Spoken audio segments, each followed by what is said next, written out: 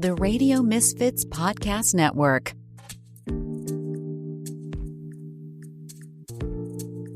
Hello, everyone, and welcome to Planted with Sara Payan. I am Sara Payan, your host, and today we have Dr. Peter Grinspoon on the show. He is a physician. He comes from a family of cannabis activists. I'm sure you've all heard of him. He also has this great new book called Seeing Through the Smoke, which I really suggest you pick up. It is a really great read, a lot of information, and a lot of things that, you know, especially for those of us that are in the movement, in the industry, have been having lots of conversations about. So really check it out, and we're going to dig into that today. Peter, welcome. Thank you so much for joining me today. Thank you for having me. I'm so delighted to be here. So first question, what was your first cannabis experience? My first cannabis experience was related to the fact that my brother Danny was fighting an unsuccessful battle with childhood leukemia. And he was so sick from the chemotherapy. And in the early 1970s, my parents illegally bought him cannabis because they had heard that it helps with the ravages of chemotherapy. So, you know, this is right when Nixon was starting his war on drugs. When my brother Danny was not using cannabis, he would just be lying in his bed, throwing up into a bucket next to his bed. When he used cannabis, he could eat, he could maintain his weight, hold down food, he could strum on his Fender or Stratocaster, which he loved doing. And most importantly to me, as a younger brother, like 8 years old, play with his little brothers. Like, you know, when you're boisterous little brothers and you're on chemotherapy, you don't feel very well. But with the cannabis, he could play with us. So I came to associate the smell of cannabis with healing and with sort of improved quality of life of somebody that was suffering. And that stuck with me throughout medical school, where we were taught a lot of nonsense about cannabis, through a career in medicine, where we were taught a lot of nonsense about cannabis. I always knew on sub level that cannabis was a medicine. Now, I'm thinking about two things when you're mentioning that. One, chemotherapy was a lot stronger and much more gnarly then than it is now. Not that it's not now, but then it was way worse. And then secondly, was this when your father started getting interested in using or in having the conversations about the medicinal use of cannabis? Well, I think my dad got interested a few years earlier. It's really interesting. He wrote that he went to write his book, Marijuana Reconsidered. He originally was sort of against cannabis because that's the only thing they taught psychiatrists and doctors, like the bad for you. And it couldn't possibly have any benefit. But when my dad has a lot of intellectual integrity. And when he did a extremely deep dive into the literature, he realized that cannabis does have some potential harms. We don't know that it's safe in pregnancy and breastfeeding. It could destabilize people with psychosis. It's certainly not necessarily safe for teens. But he came to the conclusion that the criminalization of cannabis was far, far, far more detrimental than the use of cannabis. So in 1971, again, in his book, Marijuana Reconsidered, he came out calling for legalization of cannabis. And that was a very brave thing to do, because in 1971, only 12% of American adults supported legalization of cannabis. It was definitely a minority opinion. My dad, as always, was way ahead of his time. The support for legalization went up about a point for each of the 50 years that my dad worked on it. So now it's about 2/3 of people support full legalization. But my dad's book did very well. It was reviewed on the front page of the New York Times Book Review, and it was like a bestseller. At the same time, he got sort of tortured by Harvard Medical School because they did not like one of their preeminent psychiatrists calling for legalization. They are a very conservative institution. So that was related. And I think that's why my dad was open to trying cannabis for my brother Danny. But, a couple years before my brother even got sick, I think my dad first got interested in studying cannabis. The work that you've done and your father has done is just so important. For myself, I always enjoyed cannabis, but I never approached it medicinally until I was in my late 30s and had stage 3 colon cancer. Yeah. And my mom, being a clinical researcher and a hematology oncology nurse, she'll tell you that she didn't tell me to use cannabis, but that THC was useful for nausea. But it did. It helped with a lot of things, because I had to use things like opiates and anti-nausea drugs, which create constipation. And as a colon cancer patient, that could have killed me. So I was really relieved to be able to forego some of the pharmaceuticals that I would have had to have used otherwise. I think that when we're talking about cannabis and when people really dig into the issues around legalization and medicinal use and the effects on the body, it also is, when we look at it from like a macro micro thing, it's a call to critical thought. And one of the things that I've always really enjoyed about when I've been following you through the years and your work is the fact that you have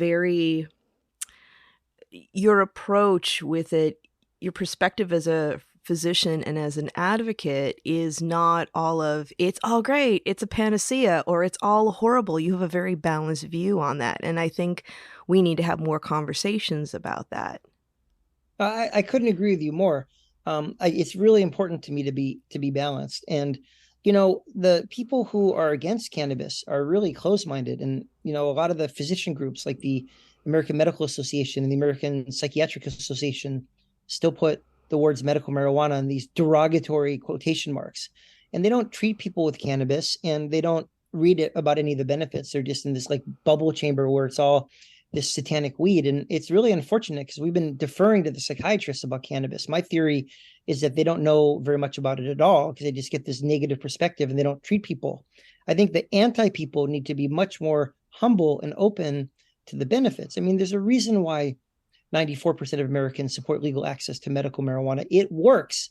And like, I can't imagine that these people, these quote unquote experts who have never tried it and have never treated anybody, I can't understand why they're so close-minded about it. At the same time, a lot of the cannabis proponents think that every study about harm is just US government propaganda. Now, there is a boy who cried wolf phenomenon because there have been decades of US government propaganda against cannabis. And most of the research that the US government has done has been looking for harms and not for benefits. So we have this really sort of tainted, like biased research base trying to show harms against cannabis. But at the same time, like the research is better now and more and different people are doing research. And if you're a cannabis user or a cannabis proponent, you should want to know about the harms. Like, I'm not a big drinker, but of a beer at a barbecue, I know what's good about alcohol. I know what's bad about alcohol. I'm making an informed choice, and nothing is completely free of harms. No medicine, no drug is completely, there's no free lunch in the world of medicine. So I just think the people who are pro-cannabis should be much more curious about potential harms because they don't want to hurt themselves. And there's no reason to idealize cannabis. It really helps tons of people with tons of things, but it also is a medicine and a drug that has its good sides, its bad sides, that could be used helpfully, that could be used unhelpfully. So I think both sides could make a lot of progress with a little bit of humility. Absolutely. And a lot of critical thought. I mean, when we look at, in the past, like over a decade ago, when I started working in cannabis, a lot of the research tended to be rat models. And one of the things that I realized then was that it was male rat models too. So how is that, men and women metabolize cannabis differently, especially with women's estrogen levels. So it's really wonderful to start seeing more human trials coming out. And then going back to what you were saying about psychiatrists, I noticed that you'd put in a quote from Dr. DuPont. And then, of course, I was like furiously trying to research to see like what part of the DuPont family he came from, but I couldn't figure out. He made a fortune on drug testing, and he was the first head of NIDA, the National Institute of Drug Abuse, and he doesn't have reefer madness. He has full-blown reefer psychosis. But unfortunately, he was very influential with the American Psychiatric Association and the American Society of Addiction Medicine, which is part of why these organizations have been so off base on cannabis.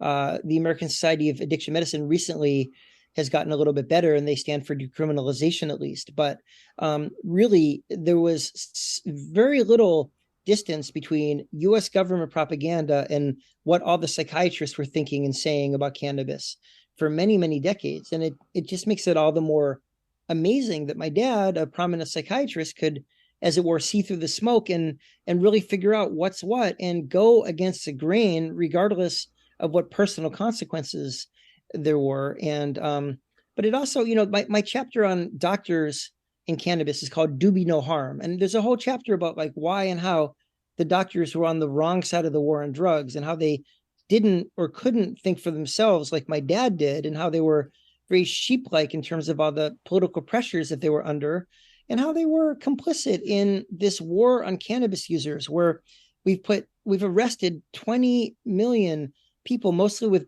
black and brown skin, for nonviolent cannabis offenses. And the ways I talk about the ways in which these arrests can harm your educational prospects, your student loans, your housing, your employment, your socioeconomic status. You could lose your kids. It's really awful what the war on cannabis users has done to people. And it just amazes me that doctors were like flat out on the wrong side of it. I think we have a lot of sort of atonement or apologizing to do.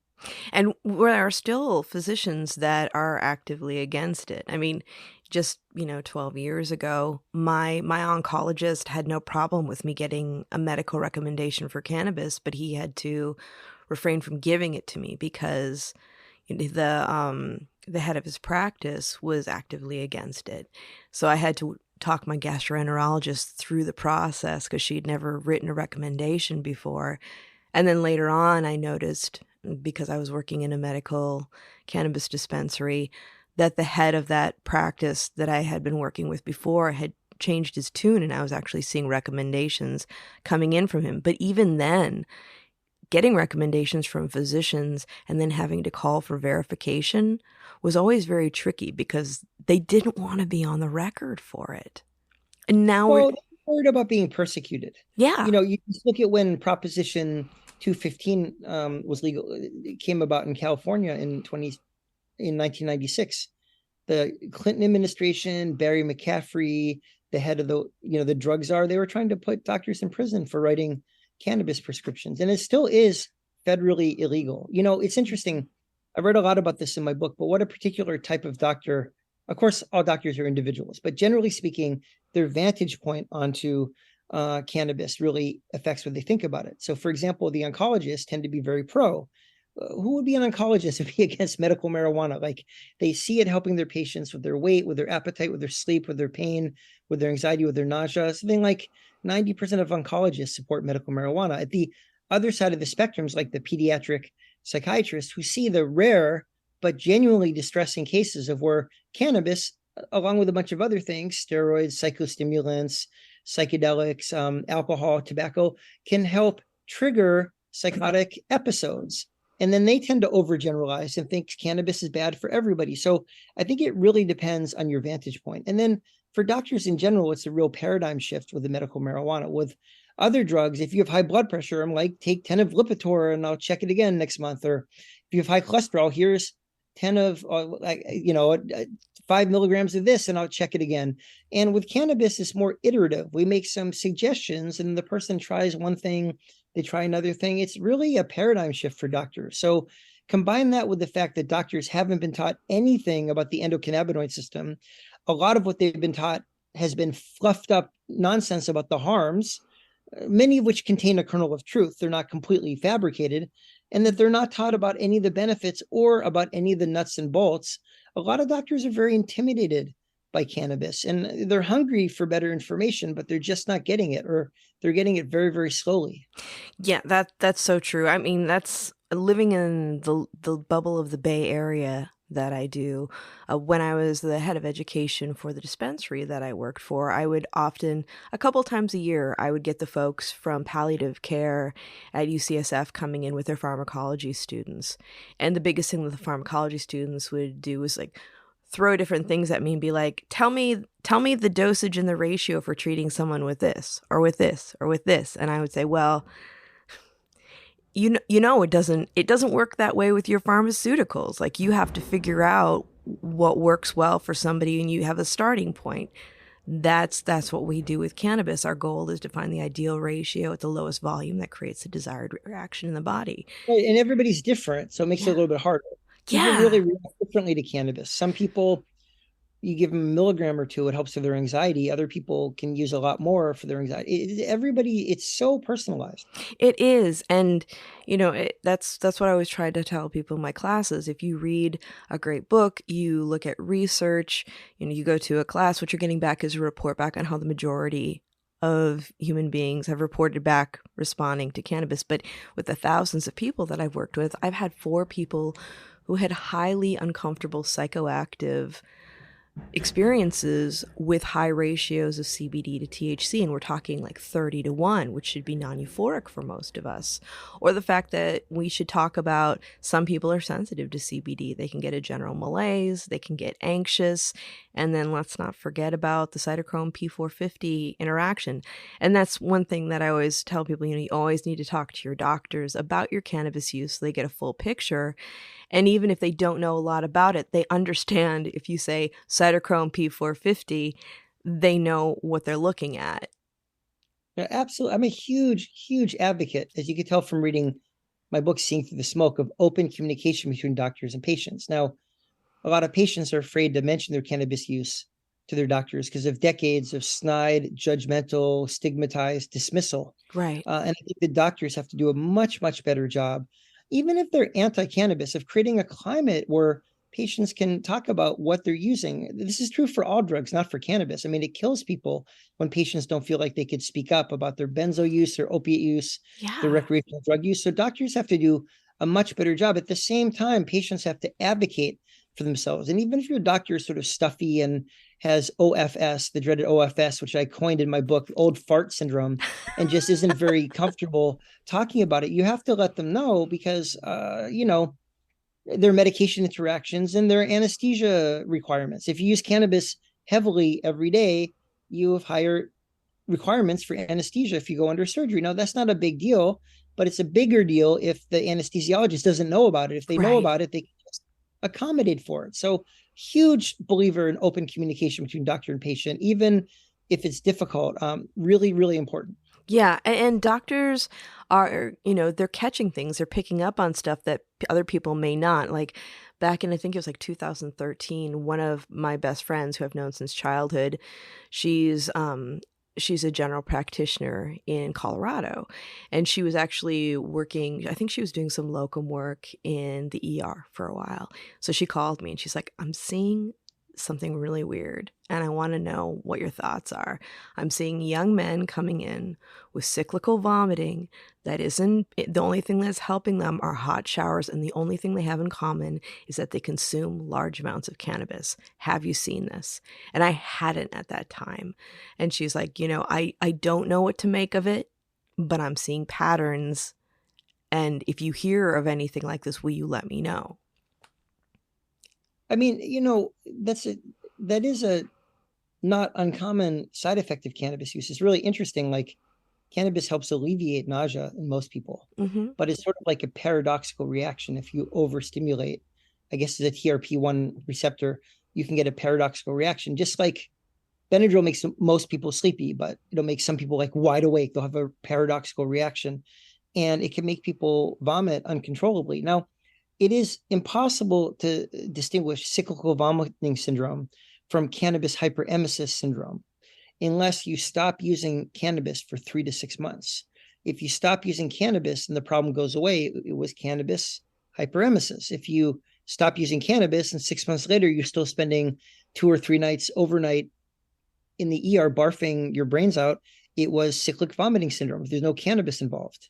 I've had patients with this, and I've asked them to just stop using cannabis for 3 months so we could figure this out. It's really important to figure out. And, some people can't even stop for 3 months.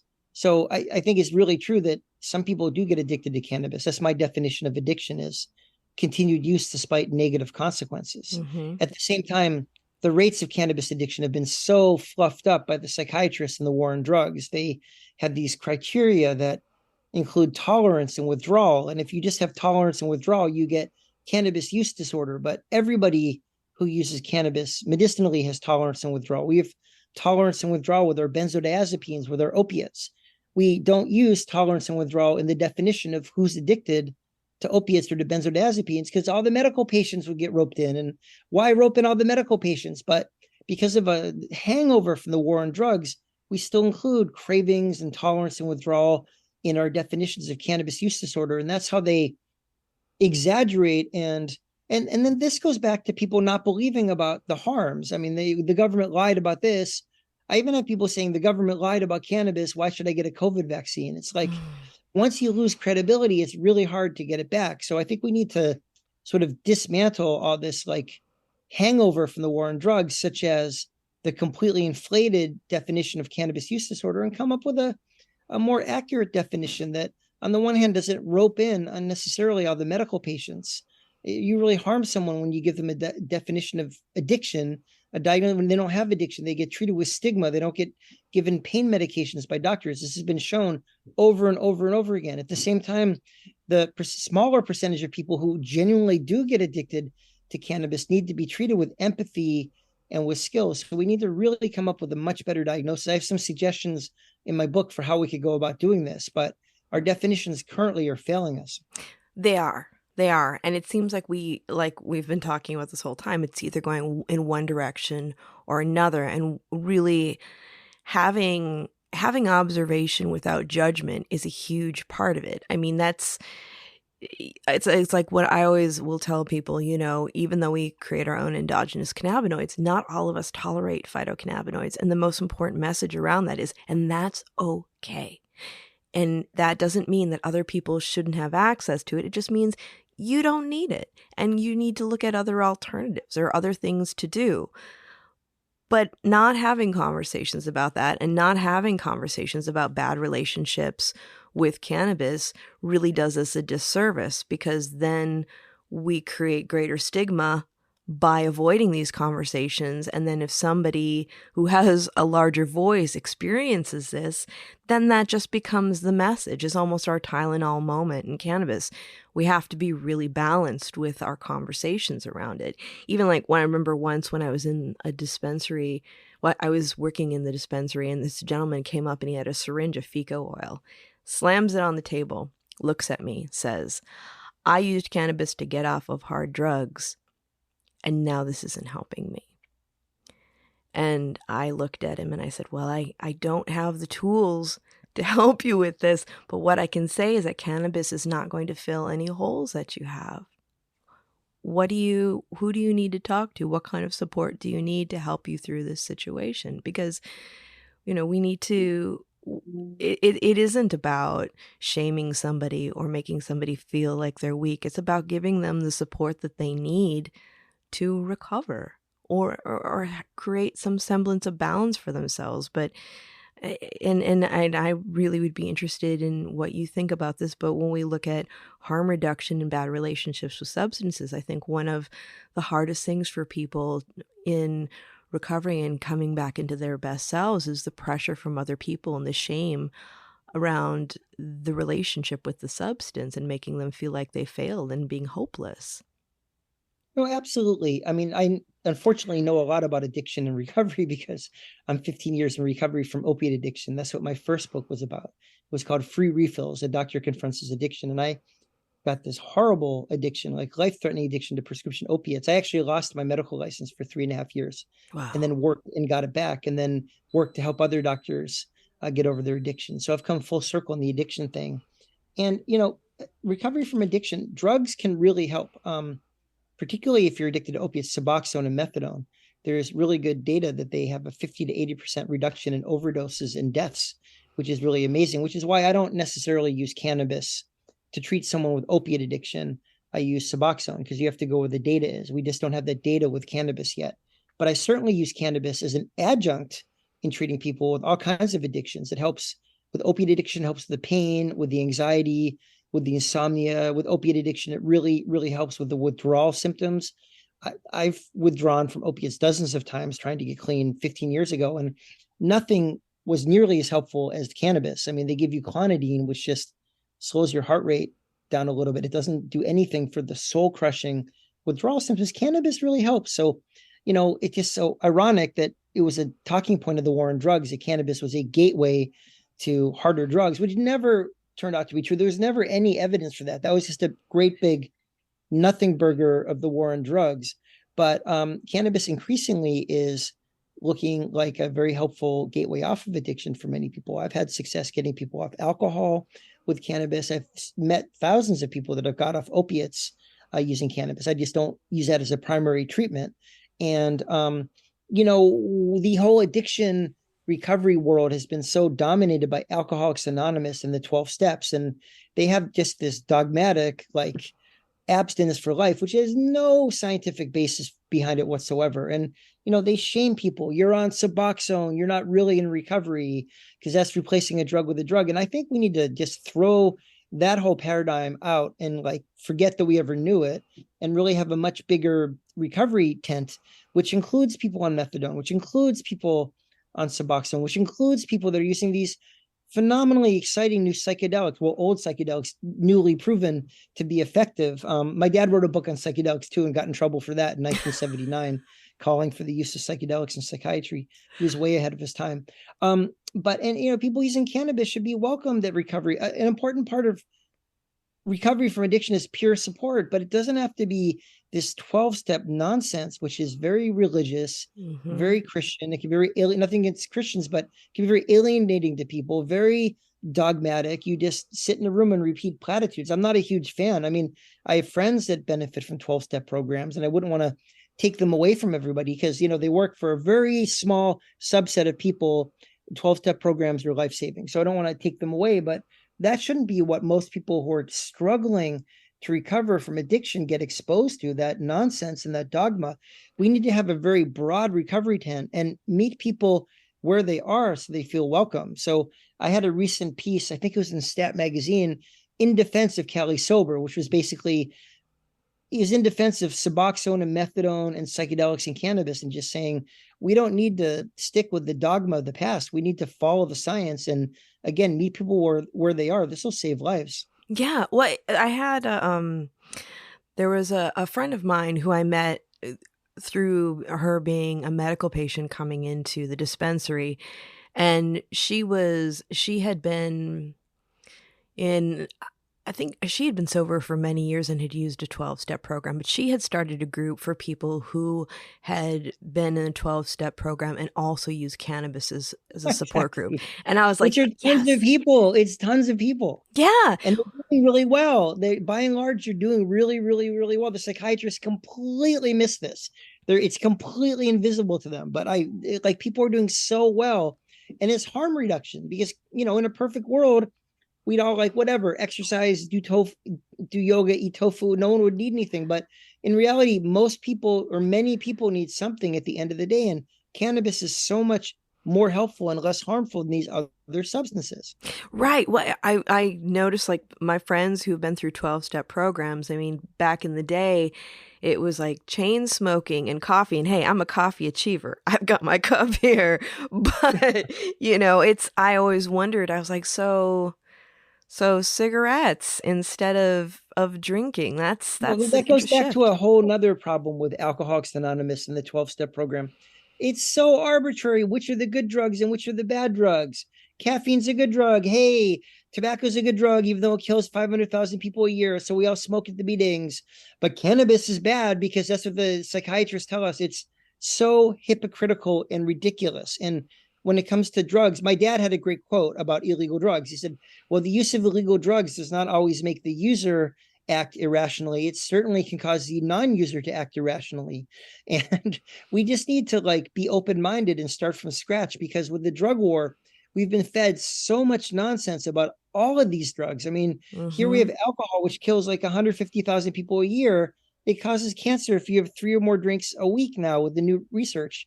That's really supported by our society. But psilocybin, which can really help people, and mushrooms with treatment-resistant depression and with addiction and all kinds of other maladies, is still Schedule 1, no medical benefit, high abuse potential, neither of which is remotely true. Cannabis is still Schedule 1. So we need to redo our entire classification of drugs from scratch. It's all a big hangover from the war on drugs, and we need to get law enforcement out of it. Yeah. They're literally the last people who should be involved in drugs, unless someone's driving under impairment or violent. Law enforcement should have nothing to do with it. They make everything worse. If a person is struggling with drugs and then they get entangled with law enforcement, their life gets worse. It never gets better. So I'm a big favor of complete surrender in the war on drugs, completely kicking law enforcement out of this whole realm, and have people who are having trouble with drugs dealt with by scientists, by doctors, by nurses, by social workers, by public health people. Yeah, I completely agree. When I was one of the co-chairs of the legalization task force in San Francisco, we had all the city family had seats as well. So SFPD was on there. And one thing that the officer that was on the task force had said was, our job is to uphold the law, make better laws for us to uphold. Right. No, absolutely. Like I've met policemen that like the last thing they want to do is like be pestering people for cannabis. Like their Right. friends use cannabis. They believe it's a medicine and it gives them sort of a moral injury when they have to do something this really clearly unethical. And this whole war on cannabis users, which again, I go into a great detail. They used to subpoena the records of the gardening shops and then just raid people. They raided a lot of people that weren't even growing cannabis. They traumatized everybody. Operation Constant Gardener was a disaster. We really have a lot to answer for, and we have a lot of work to do beyond just legalizing cannabis. We need to expunge the records, and we need to funnel some of the profits from this new industry into the neighborhoods and the communities that have been just decimated by the war on drugs. We have a lot of work to do. We do. And that's one thing from the industry side that I've always been really involved and concerned about. Like when we would talk about legalization coming to California before we passed it on the 2016 ballot, which that election, I was just like, the way everything else turned out, I was like, I'll give it all back if we can like have a do-over. Let's do this. We can get legalization without having the person in the White House that we just voted in, please. But, it was, when we're talking about like having ease of entry into the industry and social equity and really having the conversation, hey, you're talking about the illicit market, but these are entrepreneurs. How do we get them into the legal market in a way that supports them, that's, that they're able to be prosperous? It creates generational wealth, and it gets things like, it puts the cartels out of business. Let's really look at that. And people would look at me like I was crazy. I was like, well, they're doing the same work that we're doing legally. Yeah, no, you're ahead of the curve. And these are the people providing medicine to patients like bravely during Prohibition. Yeah. Absolutely. It's really important to find a way to include everybody in an equitable way. Yeah. Otherwise, it's just like another industry that capitalism takes over and like uses to exploit people. I mean, you want to hope and believe that cannabis is different. You want to believe that. And I think that cannabis was a model and an opportunity to change the way we do business across the board.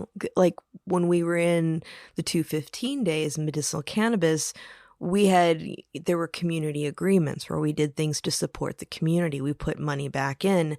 And I think if we could look at it through that lens, and instead of creating all these crazy sin taxes that make it so expensive for people to buy their cannabis, so they do turn to the traditional market to purchase. And then the state's like, where's my money? It's like we could be fixing a lot of this with, just changing the models. I wanted to talk to you about teens and cannabis. When last fall, it was actually around this time, I did an interview with David Crosby, and I had some listeners send in questions. And one of the questions, and it was from a mutual friend of ours, Mara Gordon, she asked, how do you talk to kids or teens about cannabis? And his response was, tell them the truth. I agree. Tell them the truth. I mean, we know what happens when you don't tell them the truth. The DARE program, all it did is destroy the credibility of adults and police officers and authority figures because they vastly exaggerated the harms of cannabis. Teenagers are smart. They experimented with cannabis. They saw that none of the horrible things were happening. And then they lost the message and all the other more dangerous drugs like alcohol and heroin. So we know that lying to teens backfires. It's not that it doesn't work. It actually backfires. Once you've lost your credibility with a teenager, good luck getting it back. You're like, maybe wait till they're in their 30s and then you can talk to them again. And what we say to teens is just say, wait, it is fun. People like using cannabis, just like they like using alcohol. We don't pretend that it's not fun. It's not like promoting drug use to tell the truth about it, but it can harm the teenage brain. Now, I would have to say the data is not definitive, but it's very suggestive. A lot of contradictory studies. One study will show thinned out prefrontal cortex in teens that have used cannabis. Other studies will show no difference whatsoever. So the data is somewhat contradictory, but I think there's enough concerning data in just our understanding of how the teen brain forms. It's not good for it to flood it with a lot of external cannabinoids when it's trying to develop its own natural harmonious endocannabinoid system. Now, there are certain exceptions. If you're my brother Danny, you're dying of cancer, let the kid smoke cannabis. If you're autistic, the psychiatrists, the pediatricians are just like, absolutely not. CBD is bad for kids. THC is bad for kids. And then you look at how they're treating these kids with autism, and they're like bombarding them with like Adderall and Haldol and Thorazine and lorazepam. And it's like, how are you going to argue that CBD with a little bit of THC is worse for a kid or a teen than Haldol, than these major heavy duty neuroleptics and psychostimulants and sedatives? It's just this presumption of negativity that the medical establishment has to get over. And when you're a doctor, you have to say, what is the least harmful option? And there's really interesting, not definitive, but interesting data about how cannabis can. I have a whole chapter about this in my book, Seeing Through the Smoke, about a chapter how cannabis can help not only the non-core symptoms of autism, the self-injurious behavior, but possibly the core symptoms by triggering the endocannabinoid system and the oxytocin symptom and the lack of eye contact and the lack of connection and the lack of language. It could, in people who are pretty severely autistic, cannabis might be able to help with all of that. And I just don't get how the pediatricians and the psychiatrists are like, sure, let's bombard them with Adderall and Thorazine, but they're so against CBD, which is an approved medication for childhood epilepsy, perhaps with a little bit, like 1 or 2 milligrams of THC mixed in. It's really missing the forest for the trees and not thinking for yourself. Not to be critical, but I just think they're completely missing the boat. So to get back to your original question, we say just say wait to teenagers, but certainly if someone's a medicinal cannabis patient, and then you don't want teenagers medicating away their mood with cannabis. I mean, I think teenagers, if anything, are more susceptible than adults to getting addicted to cannabis or to other drugs because they're bored, they're angry, they're lonely, they don't have good distress tolerance. They take a puff, they feel better. They don't learn how to self-soothe, how to ask someone for help, how to talk about their feelings. So you don't really want teenagers modulating their mood with cannabis. You want them to just say wait. But I've seen a couple cases where like none of the antidepressants have worked on teenagers, and cannabis really does help them. So all rules have exceptions. So again, just say wait for teenagers, tell them the truth, don't lie about it, or you're utterly screwed with no credibility. But also there are some credible medical exceptions where cannabis might be the lesser of two evils. Yeah. Yeah. Well, like growing up, as a kid in, I was a teenager in the 80s, and you told me not to do something and made it scary. I was like, ooh, let's check it out. Makes it more fun. Yeah, but now people are seeing grandma on the couch taking a puff twice a day of her medicinal marijuana, and it's just less cool. And that's one of the theories why the rates have been teenage rates have been stable or dropping since legalization, which isn't what, at least the prohibitionists had predicted. Right. Yeah. The more information we put out there and the more normalized it becomes, the less cool it is. And that's when you lose the teens and they're like, well, whatever. Like my mom smokes that. I don't want to, it'd be like, it's like drinking White Claw. Not cool. Awesome. White Claw's kind of disgusting in my opinion. Oh, yeah. Well, it's not so, I've actually never tried. It's bitter and nasty. Is it? Yeah, for me personally, like I used to enjoy alcohol a lot more, but then during chemo, it's not that I couldn't have it, it's not appealing, and then afterwards I just would much prefer to unwind just having a smoke or a light edible. You and millions of other people. This is why the alcohol industry was against legalization, why in every single ballot initiative, the alcohol industry was like, oh, look how dangerous cannabis is, because they're losing market share. I mean, some people are law abiding. That was never really my modus operandi growing up, but a lot of people are law abiding. And part of it was the DARE program made me realize that I destroyed my trust in authority figures. So part of it was, but and now that people have a legal choice between alcohol and cannabis, I think a lot of people are going to realize cannabis doesn't make you hungover or doesn't impair you as much. It's more interesting. It's more useful. It can help you connect with people. It's not fattening, doesn't cause cancer. I think that a lot of people are going to be shifting to cannabis once they have a legal, legitimate choice between the two. I mean, one industry, what cannabis has been like lied about and tainted and stigmatized and propagandized against, and alcohol has been advertised. But in reality, I mean, a lot of people are just going to be saying which is the more helpful substance. Right. And for women, and this is something I learned later in life. It's like you drink one day and the next day your rings barely fit your fingers. Yeah. Cannabis doesn't do that. Yeah, and you don't feel good the next day after drinking. Cannabis, Yeah. if you use a ton into the wee hours of the morning, sure, you're sort of hungover, but generally speaking, cannabis doesn't cause much of a hangover the next day. Yeah, that's it. And I think that, having the conversations too, especially here in the Bay, people will come into town, there's cannabis tourism and they're like, oh, we want to pick something up because then we're going to go to Napa and do some wine tasting. I'm like, all right, hold up right there. How are you mixing those two and what's your experience with each of them? Because getting crossfaded is a miserable experience, especially if you're in an area that you're not familiar with and you have to get somewhere with a vehicle, so you're stuck. Well, also the dose and the edibles, a lot of people are like newbies Yeah. and they don't realize that a starting dose is like 2.5 to 5 milligrams, and they get upsold by some bud tender. Here are some great 50 milligram edibles that are on sale. They take them and they freak out. I mean, really, the start low and go slow isn't just for medical patients, it's for all new cannabis users. You want to start with a very, very low dose, probably a dose that won't do anything.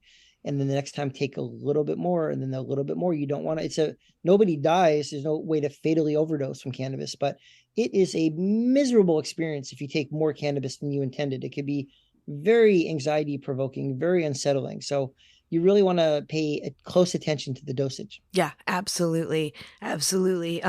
That's actually one thing that I've been talking a lot about. I'm the chair of the medicinal use subcommittee for the state.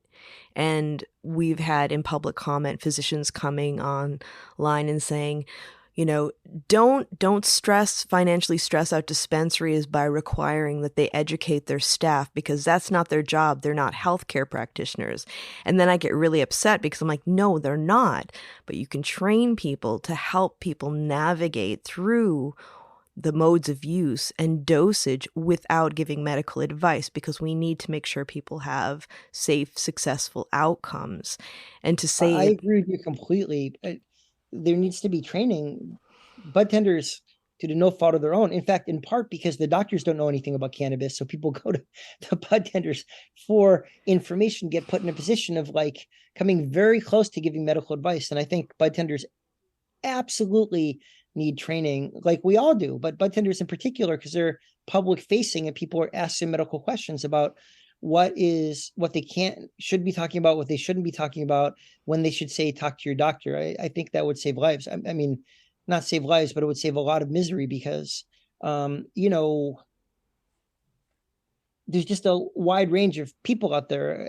I can say, as being a primary care doctor for 25 years, I think it's fair to say some people have more common sense than other people. And if you're dealing with the public at large, you really want some basic minimum training so that they know what to say and what not to say, so they don't end up harming somebody. Right. And with the common sense comes like with legalization was almost like stoner civics 101 lessons. I mean, the fact that when we passed legalization here, people were coming to the dispenser and mad that they couldn't come in without a recommendation. And it's like, honey, we pass it, then we build the foundation. That's what happens. Or when we were in legalization, oh, it's legal now. Why do I have to think about dosage? Well, just because something's legal doesn't mean you can use as much as you want and not have repercussions. Right. If it's legal, that means it's time to focus on harm reduction. Yeah. Unless they ever come up with a substance that has no harms to anybody, which they never will. No, they won't, because we're walking chemistry experiments. And I mean, peanut butter kills some people. Oh, I could kill people with penicillin treating their strep throat. I don't know they're allergic. Yeah. They don't know they're allergic if they've never taken penicillin. I mean, it's all about using the least dangerous alternative. Usually they don't die from taking penicillin, but people with a history or family history of psychosis have to be extremely careful with cannabis. Pregnant, breastfeeding women, if they're suffering from chronic pain or anxiety, they need to take something. They can't just ignore their suffering. But at the same time, we just don't know how safe or unsafe cannabis is during pregnancy, and we, very cautious as a primary care doctor using anything during pregnancy. Even ibuprofen can cause birth defects. Right. Teenagers, as we talked about, it may very well harm their developing brains. It's not going to be like major harm. They're like crack baby. They're never turned out to be crack babies. That was all another nothing burger of the drug war. But there is fetal alcohol syndrome. Cannabis does not cause harm like that. I mean, I started smoking at age 13, and maybe, who knows, maybe I would have been a neurosurgeon instead of a lowly primary care doctor if I didn't smoke cannabis starting at age 13. But I don't think it really harmed me. But we've learned a lot since then, and we want teens to be careful. But again, pregnant, breastfeeding, not before driving, teenagers, family history, psychosis. These are the categories where you want to be very, very, very careful using cannabis, if using it at all. And again, there are certain proponents that think, it's good for everybody, and it's just not good for everybody. It's like anything else. It's a tool that could be used well or could be used poorly. Right. It's funny. You were mentioning the pregnancy. Yesterday, I actually did. I met with a research coordinator from USC talking about pregnancy and cannabis. And she was asking me about if pregnant mothers that would come into the dispensary. And of course, it's been a while since I've been working behind the bar in a dispensary, but she was asking, what I saw, how we treated it, and things like that. And the one thing I mentioned to her, I said, if somebody's coming in, the first question that a lot of people would ask me is they'd pull me aside and say, will I be judged if I come in and purchase? And I always made sure that that wasn't the case. But did I make recommendations about products? I always wanted people to talk to their physician before purchasing anything, especially, but then there's also like my grandmother had a pharmaceutical when she was pregnant with my aunt. Then the repercussions were that my aunt couldn't have children then when her time came. So, it's the least toxic alternative. Yeah. It's really interesting. In my book, I have a whole chapter in cannabis and pregnancy, and I talk about one study where the doctors pretended to be a pregnant woman and called the dispensaries and got all these recommendations. The doctors, it was crazy what percentage of the dispensaries gave recommendations. Sure, you're pregnant. Come on in, use cannabis, without any warning, without any medical, not any, you should talk to your doctor. And the doctors, tisk, isn't that awful? But then there was another study that I talked about where like people actually talked to their doctor about being pregnant and using cannabis. And the doctors were like, you better not mention that to me or I'm going to have to call DSS. Like nothing good came. There's no advice. Nothing good came out of talking to their doctors when they were pregnant. So the doctors were really shocked and mortified that people would talk to the bud tenders. But then they did studies of when people talk to their doctors, and it really ended up very poorly. So again, we need to figure this out. We don't criminalize people who are pregnant who use drugs. We don't taint, stigmatize, or judge them because they'll just go underground. They won't get help. We'll never hear from them again. But we do clearly understand the potential risks as well as the benefits. Talk to people openly, a two-way conversation, and let them know what we think, and let them know what the safest path forward is, and give them options. That's the best we can do. Right. And then there's also the stigma of policy. Like I had a colleague, a young woman that I worked with in the dispensary who was a woman of color who was pregnant, and she was dealing with horrible nausea, but she was really worried about the pharmaceuticals that she was being prescribed. But on the other hand, she was very careful to not even be around anyone who was smoking cannabis because she was put on notice that because they knew she worked at a dispensary, and I'm sure it was because she was a woman of color, she was put on notice that she was going to be drug tested when she was giving birth. Taking away a kid is so much more harmful to the kid than the mom using cannabis. It's so backwards that we do that. That should never, ever happen. Now, I think we should deal with this situation with education and just say, look, we don't know that it's safe. Let's look at the harms and benefits of all the different possible treatments for nausea, and then you can make an informed decision. Right. It's not like the pharmaceutical treatments for nausea are completely safe in pregnancy either.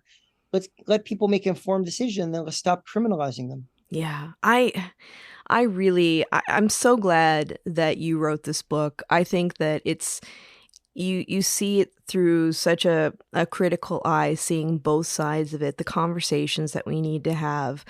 I could talk to you all day. Oh yeah, we can go on for hours. Unfortunately, I got to go in a minute, but I I feel know. like we go for days, literally. So for people who want to follow you on social media, contact you, learn more about the book, how can they do that? Well, I'm very active on Twitter, just Peter_Grinspoon. And on my website, people can contact me. It's just petergrinspoon.com. And you spell Grinspoon, grin like smile, spoon like fork.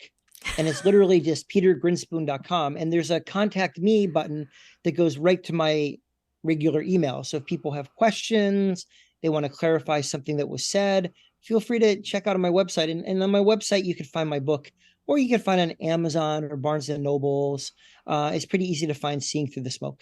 Awesome. Will you come back again? Because you're Absolutely, a delight. love to. Wonderful. Thank you. Anytime. I'd be delighted to. Wonderful. Thank you so much, Peter.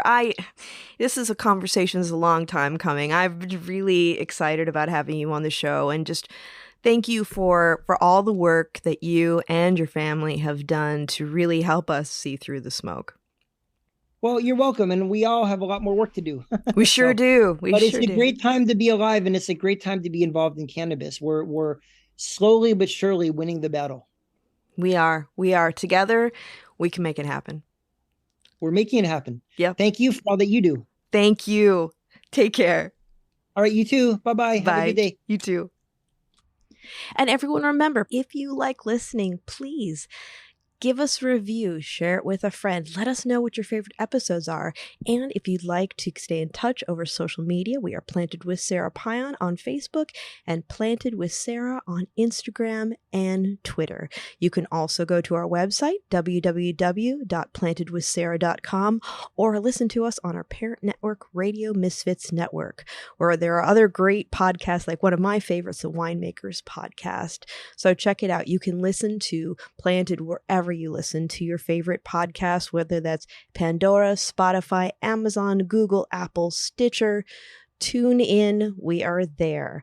So join us. And until next time, stay curious, stay safe, and remember, it's a wild world out there. Be good to one another. Until next time, take care.